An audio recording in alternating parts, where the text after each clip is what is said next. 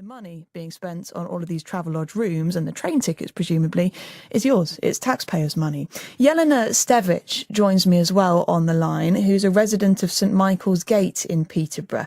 You might remember a number of residents living in St Michael's Gate in Parnwell were evicted to make way for homeless people who had been living in North London. Jelana, morning. Good morning. Now, are you surprised that this hotel in Doncaster has been used as emergency accommodation for Peterborough families? Well, to be quite honest, I'm shocked. I don't think surprise is the word.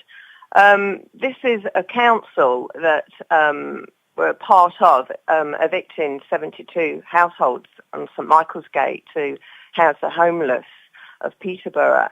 And to find out that people are being sent out of the city as far as Doncaster, that we know, it could be even further, we don't know, do we?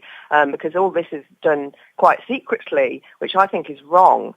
I'm just astounded that, you know, they're doing this kind of thing and not having thought about it long term and done something about it way before we got to this stage. I mean, you're absolutely right. We don't know. There could be homeless households from Peterborough in towns and cities, you know, peppered across the UK.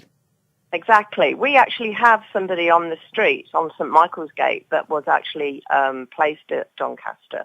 And, you know, when you think about people that have got families, young children, that might need specialised care, you know, that are being sent across the country.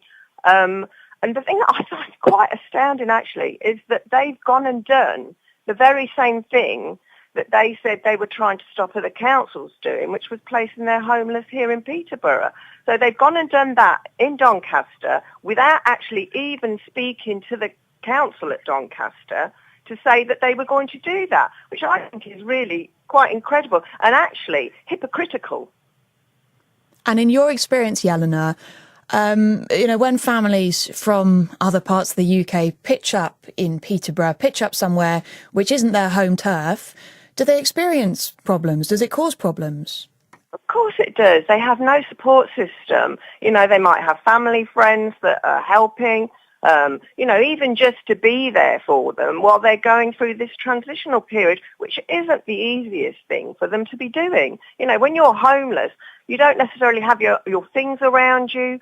You know, you're not in a comfortable environment where you can call it your home. You know, there are all these other issues, you know, schools, doctors. You know, there's been some really horrendous things been reported because of people being moved and not having that support care, where in one particular place, a child actually died because they didn't have the support of their local doctor. Jelana, thank you so much for your time. Jelana Stevic there, a resident at St Michael's Gate